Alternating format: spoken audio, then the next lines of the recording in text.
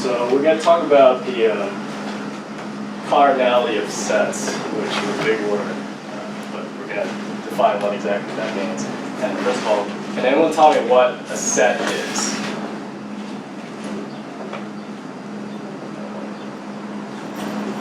What is a set? You don't have to give me a precise definition, just give me sort of a heuristic explanation for it. Is it a group of numbers? Yeah. Yes. So for example, this is a set, right? It's got numbers in it. So how many elements are in this set? Two elements, right? What about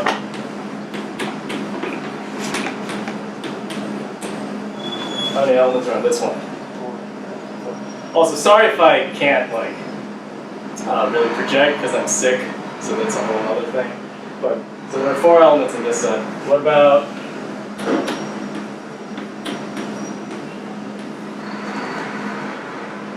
how many elements are in here? Who says 3? Raise your hands. And who says 2? Why is it 2?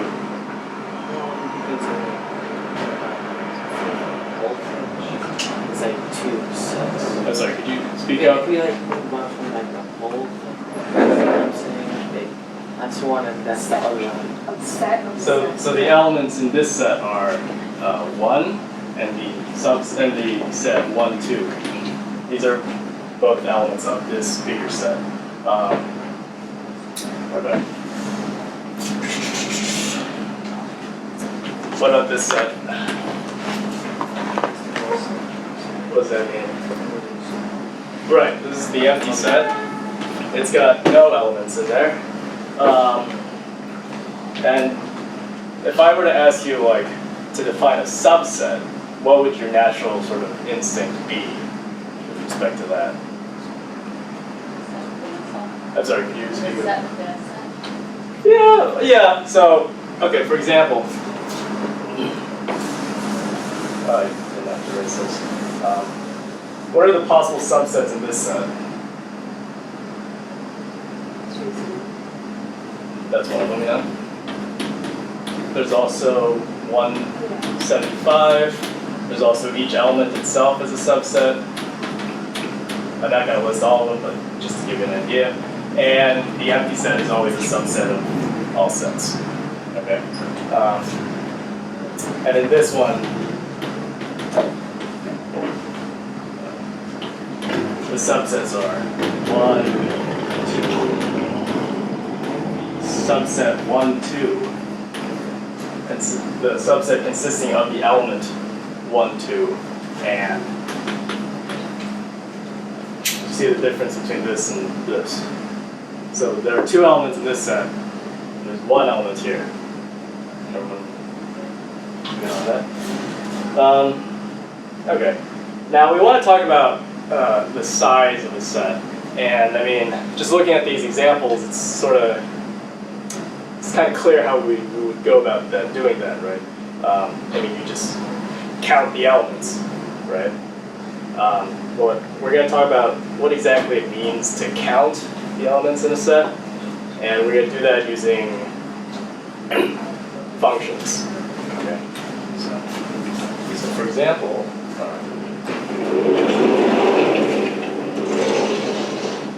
you guys are all in high school, right? So you guys covered if you have a set here, let's call this A, and a set here, let's call this B. It's got some number of elements in it, right? And you have some number of elements here, and you have a function f maps this to that, this to that, this to that, right? This is a function, as you learned in high school.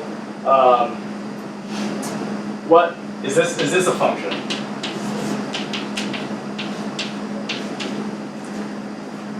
Oh, you're shaking your head. Why not? Because it has 2 y values, and that will be possible because it actually chooses y. Yeah.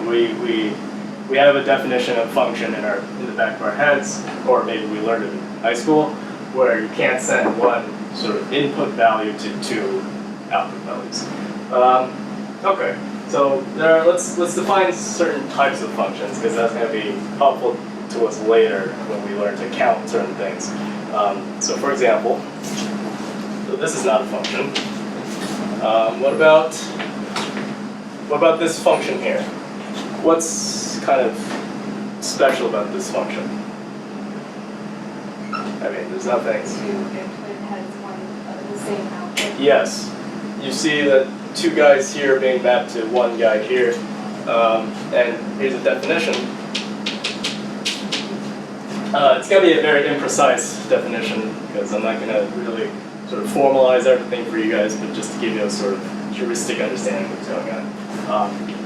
Function f x is onto if Yeah, this was a trick. I was like, this is called something.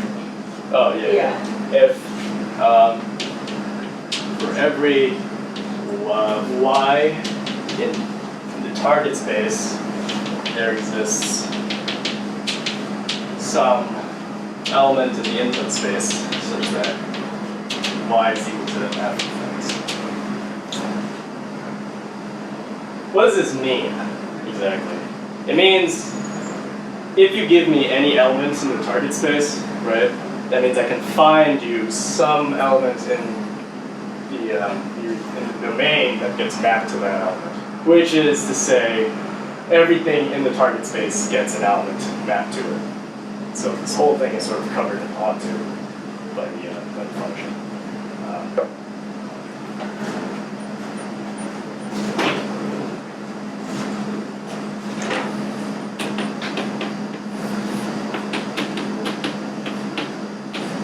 What about this function? What's particular about this function? Every input is only one. Yes. So there's another definition. F of x is 1, 1 if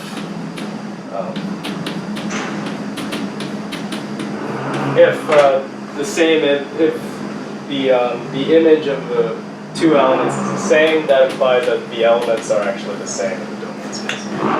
Which means that, which is basically exactly what you said, every element that does get mapped by f has a unique, every element in the target space that gets hit by f has a unique element that's mapped from the domain. Everyone following? And then here's one last definition.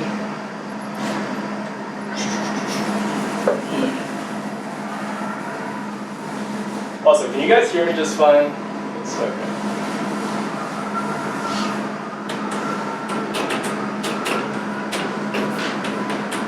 F of x is a bijection if it's 1, 1 and onto. What does this look like? This means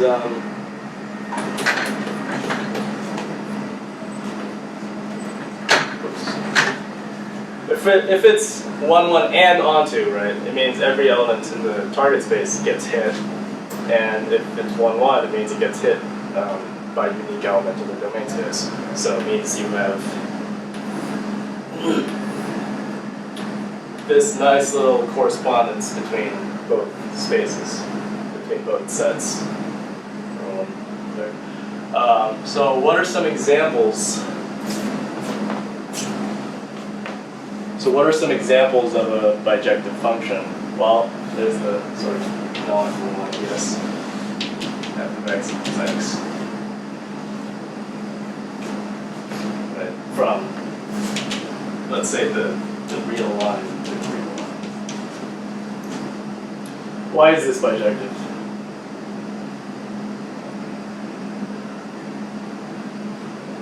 Like, if we just look at the definition, if you look at any y value, you can find a unique x value that f maps that x value to the y value, right? What's an example of something that's not a bijection?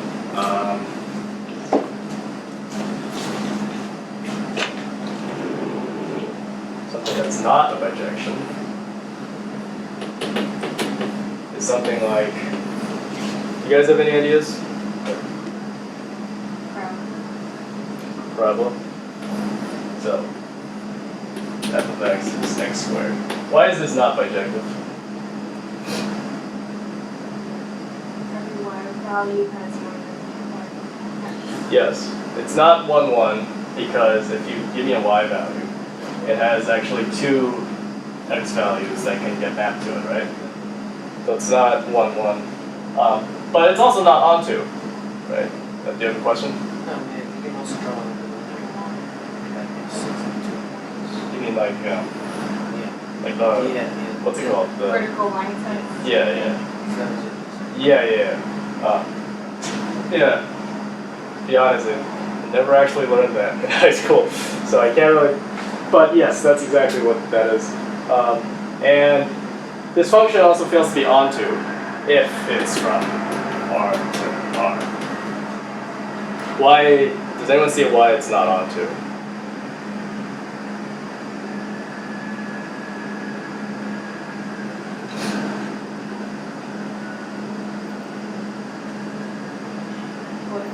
Why is this function not onto? Do you have an idea? What's up? I'm sorry.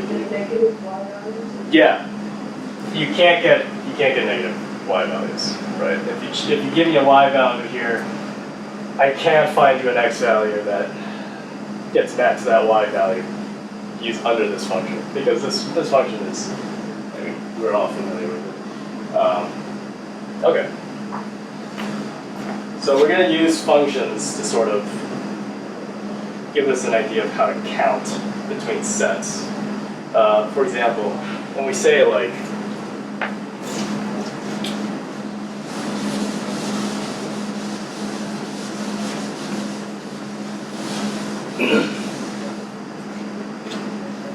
when you said there was, okay, so here's an example, 2 pi, smiley face, 750,000, whatever. So you said you guys would all agree that there are 3 elements in this set, right? But what does that mean exactly? It means, well, we can sort of label each one as like, this is 1, this is 2, and this is 3, right? But I mean, this is kind of equivalent to, this is equivalent to saying there exists a bijection between these 2 sets, right?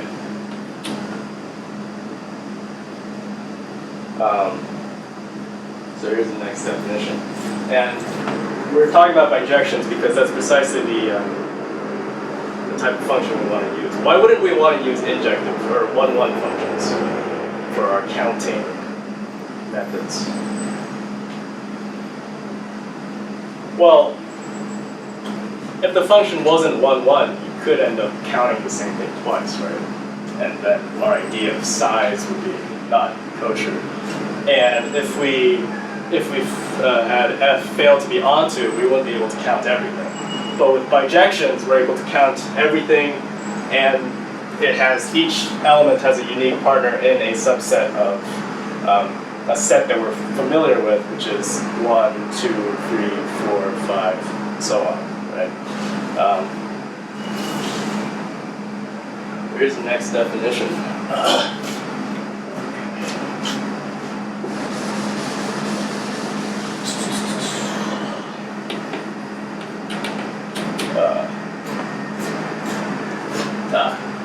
Again, this is all very sort of imprecise, but it's to give you an idea of what exactly we're doing.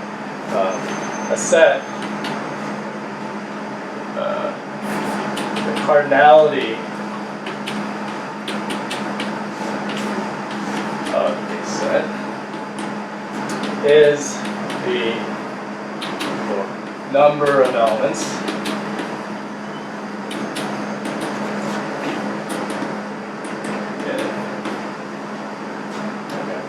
So I erased my example, but in this case, this has cardinality 2, right? And this has cardinality 0, it's the empty set, there's no elements in it.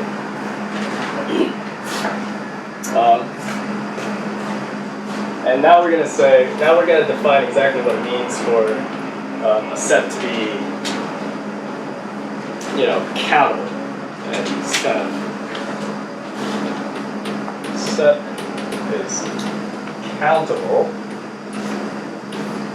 if there is a bijection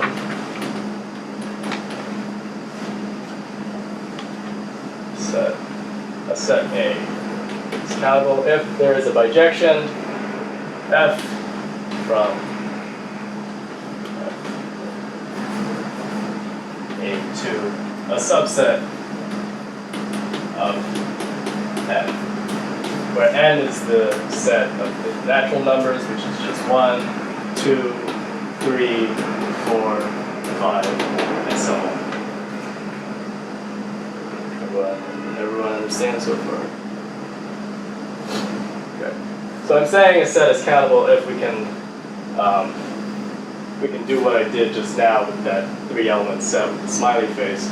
If we can count each one, and by counting, we're actually sort of implicitly defining a bijection from that to a subset of this infinite set, right?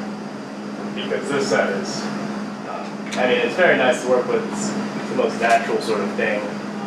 We have 10 fingers. We all learn how to count, right?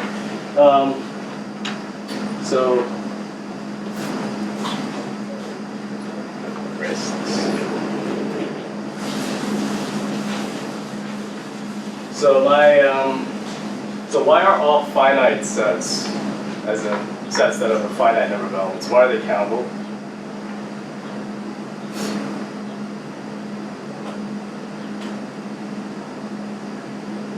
Don't be shy. You can say something wrong and it'll be fine. I say things that are wrong all the time, so. I'm sorry, what?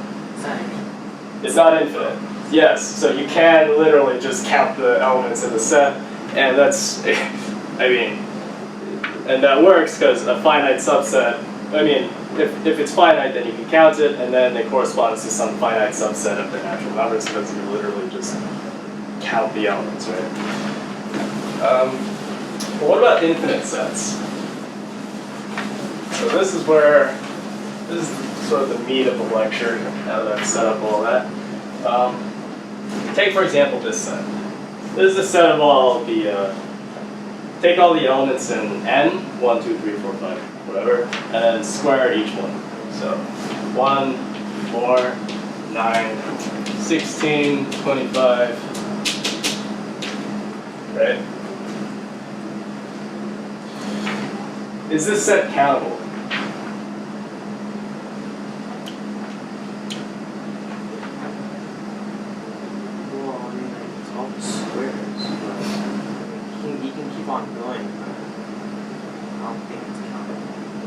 Well, intuitively, it's like if you look at it like a number line or whatever.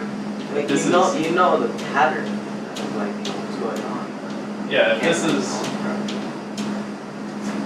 this is n, right? 1, 2, 3, 4, 5, and this is let's call this A, and A is 1, 4, 9, and it just goes farther and farther. So it seems like there should be sort of less elements in this set than in the natural numbers, right? It's actually countable, because what's the definition of countable? If there exists some bijection from the natural numbers to that set, right? So my proposed bijection is n squared.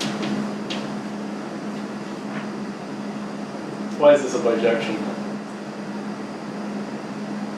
Well, unlike f of x equals x squared, which map from the reals to the reals, this is important to keep in mind. You have to remember what set you're starting in and what set you're going into. So this is going into n, going into a. This has strictly positive values, right? And this also has strictly positive values. So actually, this is actually a bijection. And to show that, I could just 1, 2, 3, 4, 5. and F just gives each element here a unique buddy here, and back and forth for each one. Oh, question?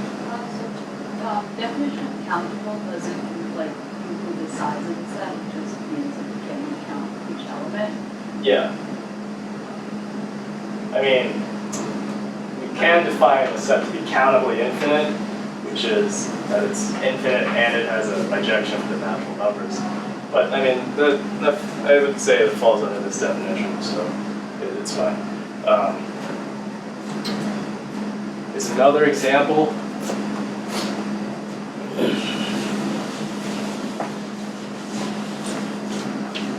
What about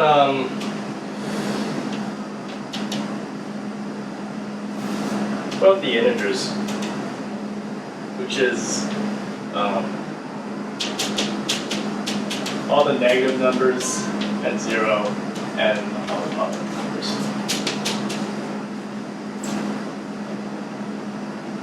Is this countable? Or countably infinite?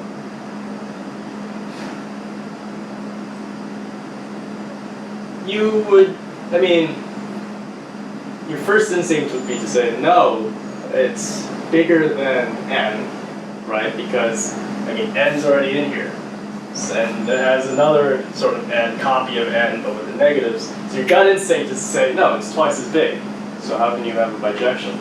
All right, well, here's my bijection.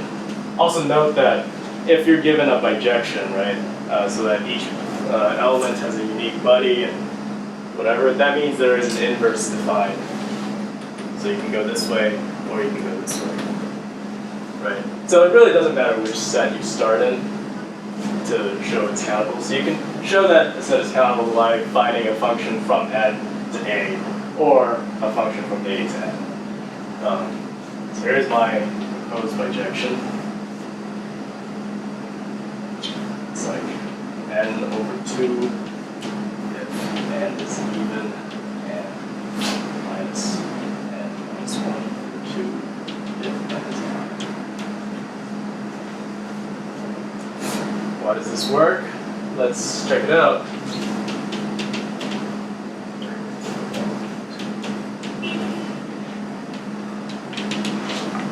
So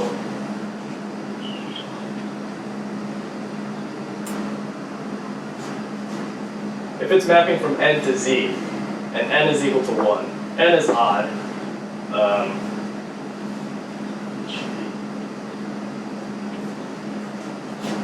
one minus 1 is 0, so 1 gets mapped to 0. What about 2? 2 is even, that gets mapped to 1.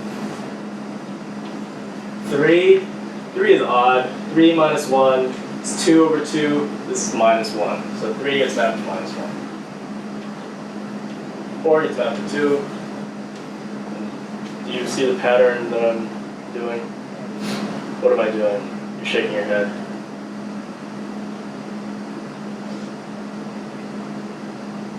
I'm sending all the even numbers in natural numbers to the positive ones, and all the odd numbers in the natural numbers to the negative ones, and also 0. So in that sense, we have a bijection. So this is actually countable. Does everyone believe that? Countable or countably? Well, countably infinite is for sets that are infinite and countable. So, but with using this definition, countably infinite falls under that definition, so it's fine. Sorry to bundle up any definitions if I did that. Okay. What about if I said, so now you know that the size of the positive numbers and the negative numbers together is the same size as just the positive numbers, which is kind of surprising if you first learn about this, right? Because, like I said before, you would think that this is at least twice the size of this if we're going by any sort of good notion of size.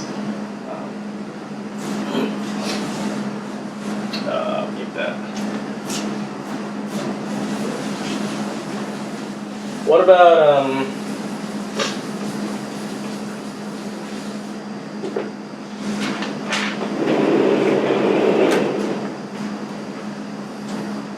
you all know what this set is? This is the set of all fractions.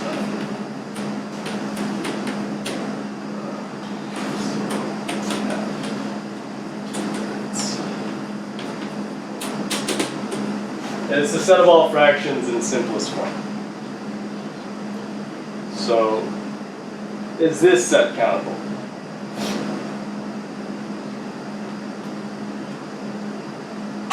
Any guesses?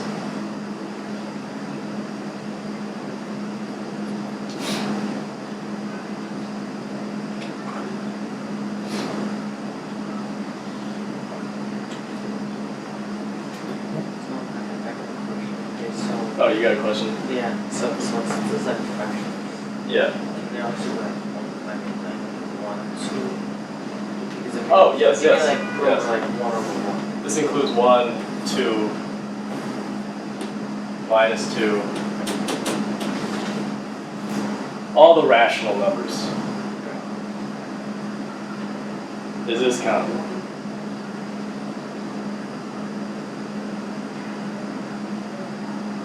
How many of you think yes? How many of you think no? How many of you did not raise your hands just now? Okay. How many of you, but really, what would you, I mean, the fractions, all rational numbers, that's a large set, right? Because, I mean, think about it this way. If you have in between 0 and 1, you have 1/2, right? You also have the halves of those, 1/4, 3/4, and you can get even smaller, 1/8, and so on, right? So there's quite a lot of rational numbers. The surprising result is yes, this is countable, and I will prove it to you right now. So how do we want to show that it's countable? We want to show there is some bijection from the natural numbers to the rationals, right? That's by definition of countability. So here's what I'm going to do. I'm going to make an array, and I'm only going to deal with the positive rationals because it suffices to just do the positives and then do the negatives because the union of those will also be countable. So here's my array.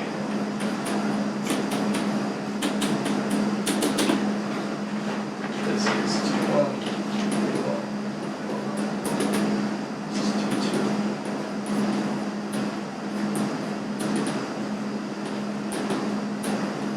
So you see how this is working.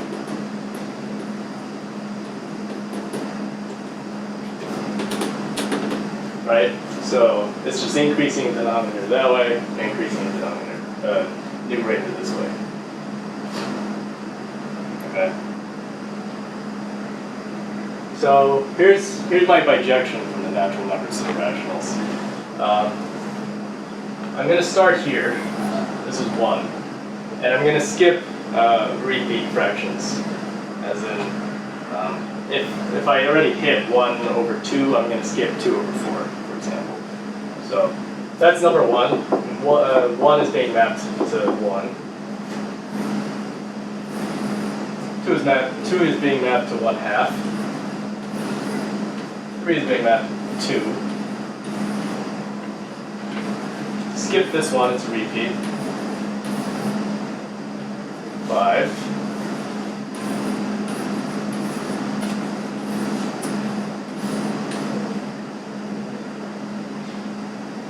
And so on and so forth.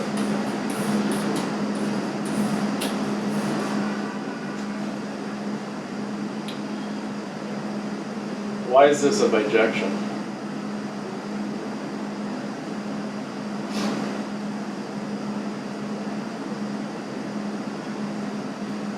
Well, it's certainly 1, 1, right? Because that's determined by my decision to skip the repeats, right? Is it onto? If you give me a fraction, give me any fraction. Give me a fraction. 2 over 3. 2 over 3. Well, that's, what is it? Go down to the second row, then go over to the third column, and you're there. So I found one for you. Give me another fraction. 1/4. So first row, fourth column. If you give me any fraction of the form p over q, I can find it by going down to the pth row and going over to the qth column. And this diagonal walker will hit all of the fractions. And each time it hits something, it will be a mapping from the natural numbers to the rationals. So q is countable.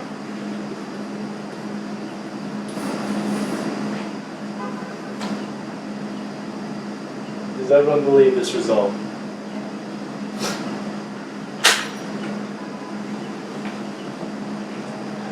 It is kind of surprising, right? Because, like I said before, you start from, right, you have like an infinite number of fractions in between 0 and 1. So you think that there's there's a bigger infinity for the fractions than there is between like counting the whole numbers, right?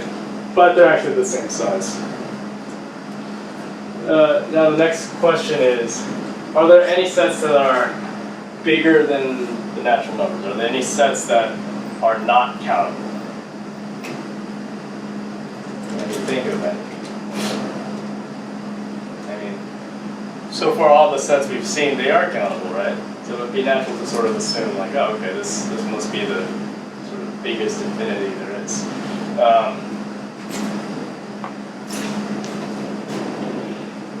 This is board.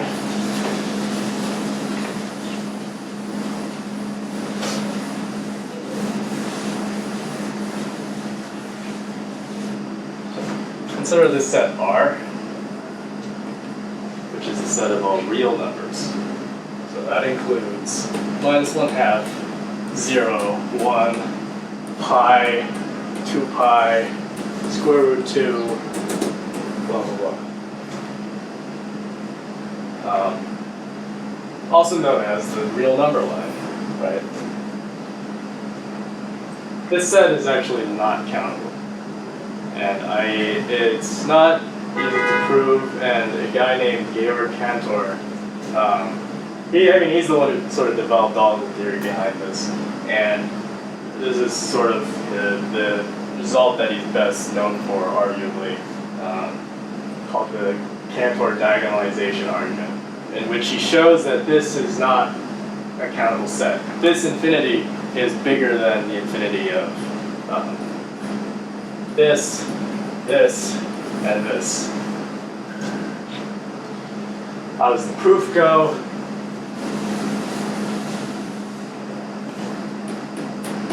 Proof. You guys familiar with proof by contradiction? What does that entail? We assume the end is false, the truth is false, And then you find something crazy that results from that, right? So this is a proof by contradiction.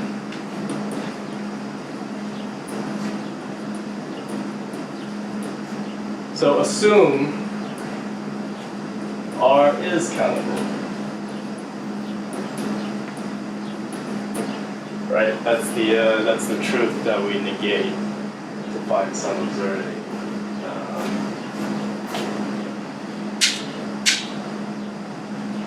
So what does it mean to be countable?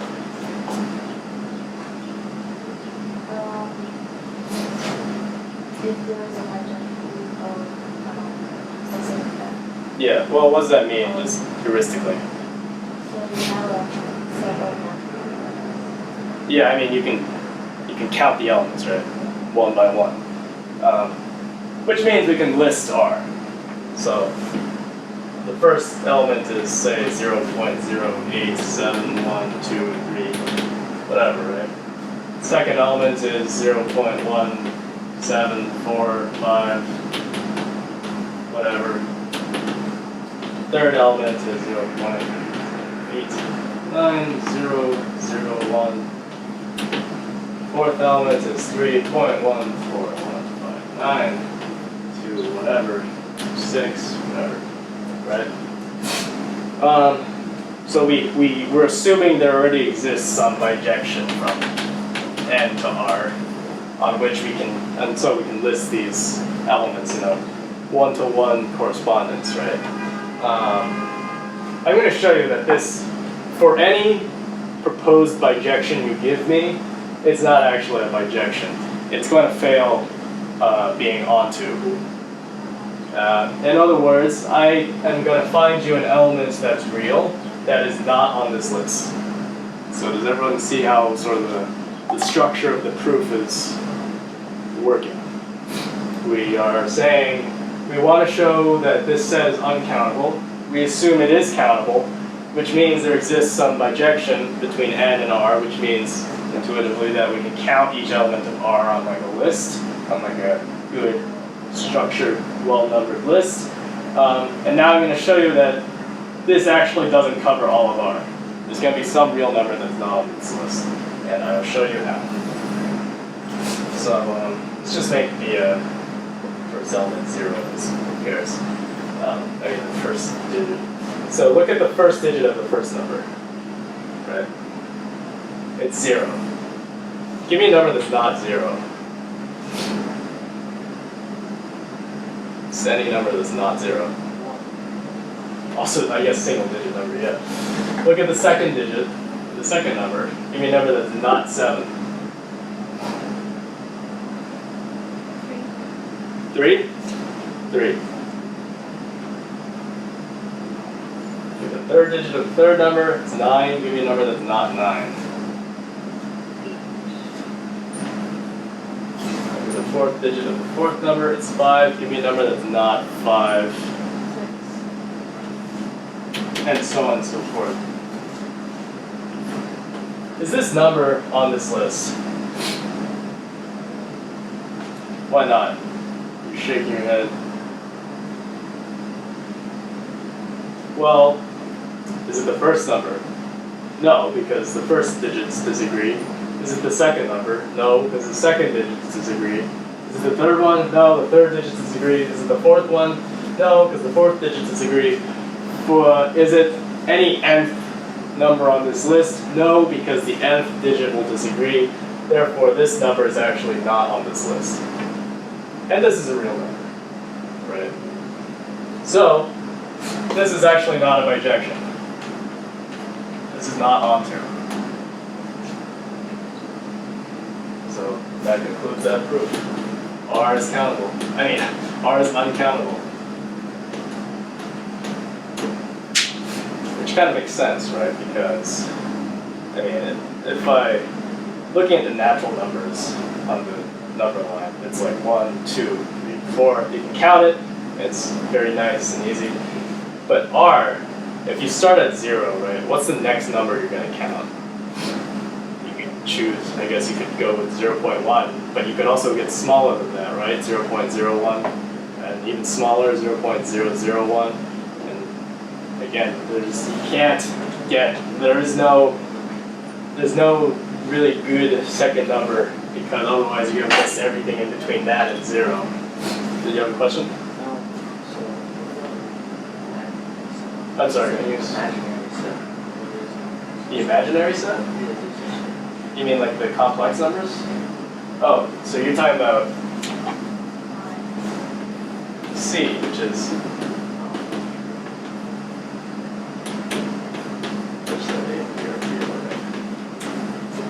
right? You're asking if this is countable? Oh, what's your gut instinct? No. Never mind. Because since A and B are real. Yeah. So just ignoring BI, Yeah. you already have all of R in there. So yeah, that's not countable. But another way you can see this result is, think of it like this. Think of yourself sort of standing on an infinitely long beach, right? And there's like a nice ocean next to it, whatever. And I asked you to count all the pebbles on the beach. Well, that's something you can actually do, right? Each pebble you can pick up and you can sort of count it one by one, right? It'll take infinitely long because it's an infinitely long beach, but it's countable. Now what if I asked you to count the number of droplets in the sea? Where do you begin? If you give me a droplet, you can get even smaller than that, right? And it just slips right through your fingers. It's just that big. And you kind of see it with the typical artistic depiction of R, which is just one solid continuous line. If you start at 0 and you wanted to count this, you can't. It just slips right through your fingers. There's just too many of it. So R is uncountable. Now here's a question. So we know that the natural numbers, the size of the natural numbers, and I mean this is equal to this, right? This is all countable. This is strictly less than R. Right? I just showed that. This is uncountable. This is countable. Now my question for you is,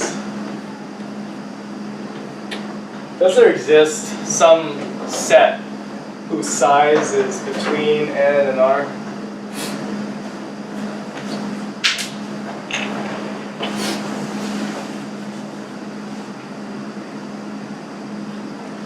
Who says yes, there is? Just raise your hands. Be brave. And who says no, there isn't? And who didn't raise their hands? I know who didn't, and I know who did. It's a countable number, but this was actually one of the biggest unsolved problems in mathematics for a little time. This is called the continuum hypothesis.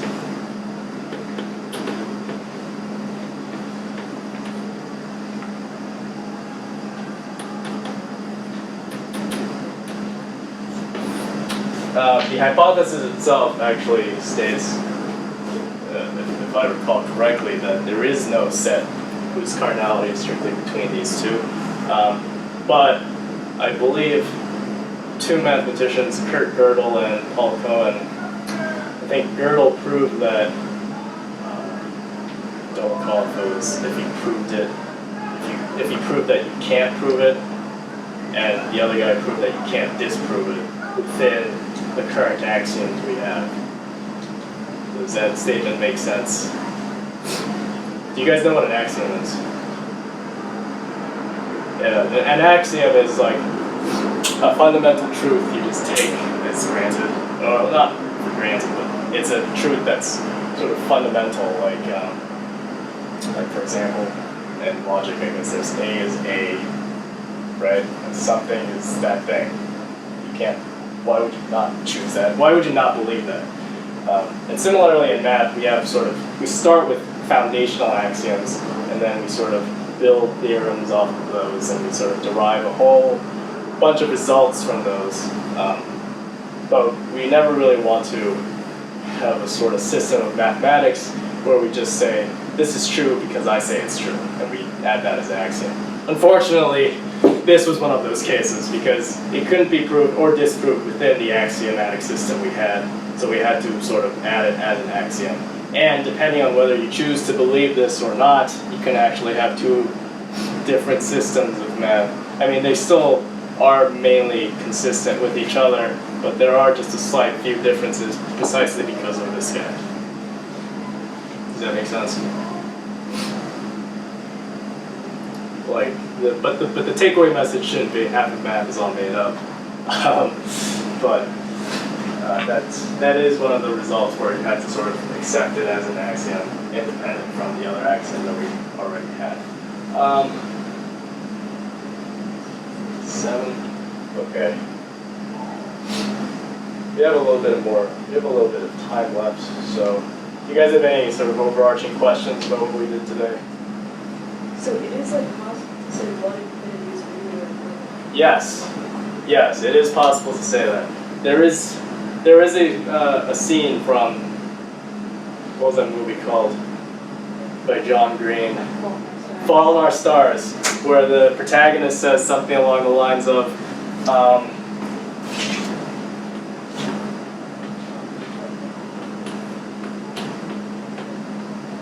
this infinity here from 0 to 2 is twice the infinity from 0 to 1. That is not true. That is patently false because, I mean, well, it really depends on what sort of size you're talking about, right? Because this whole discussion was regarding cardinality of sets, which is the number of elements in a set. And we can find a bijection from 0 to 2. Oh, yeah, I might have forgotten to mention this, but in our definition of cardinality, you say that two sets have the same cardinality if you can find a bijection between them. So the countable definition is just the case between any set and n. But you can say like R and R2, for example.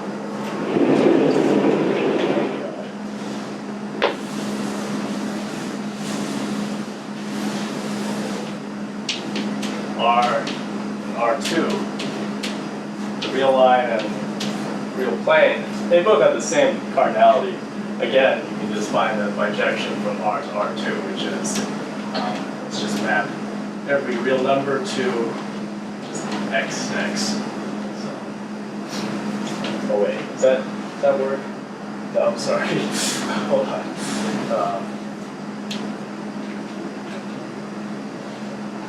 Okay, but the idea is the same. You just need to find a bijection from R to R2. I can't think of one right now. Forgive me, I'm a little sick. But that's the idea. That's what it means for two sets that have the same cardinality. So yes, in this case, the interval 0 to 1 has the same cardinality as 0 to 2. Actually, this has the same cardinality as all of R. And the same thing as.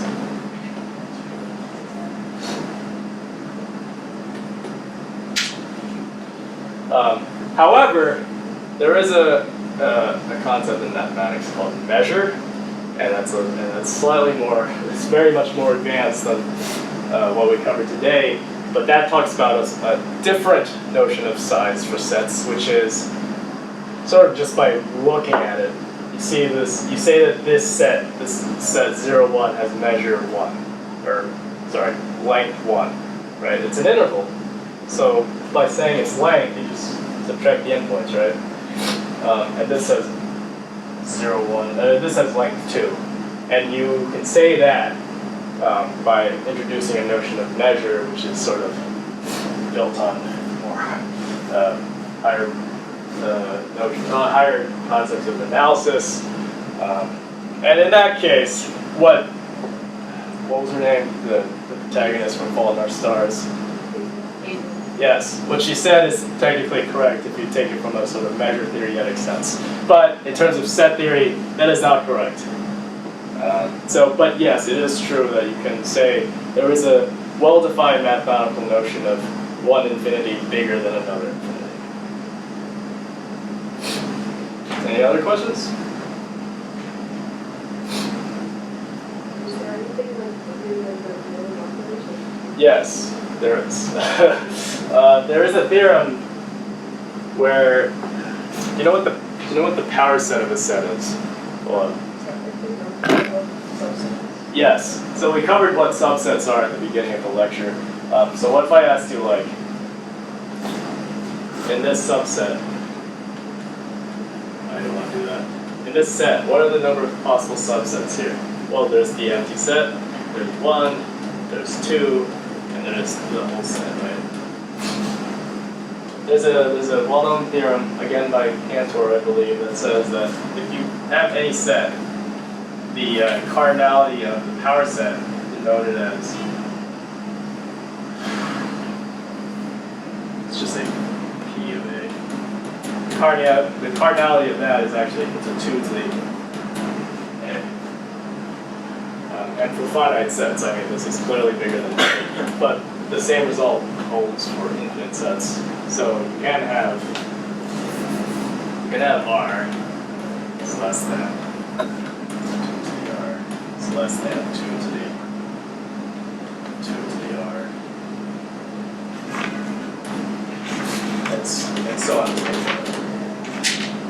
So there is a sort of infinite chain of infinities.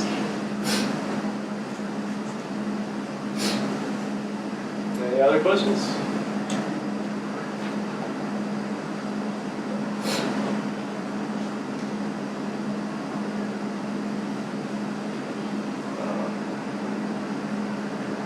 I think that covers basically what I want to cover. You guys have lunch now, right? How are you all enjoying cSplash, by the way? It's good. Okay. Just watch out for that elevator. Because I almost did not make it to this lecture. Yeah, if you have any additional questions, just feel free to talk to me after.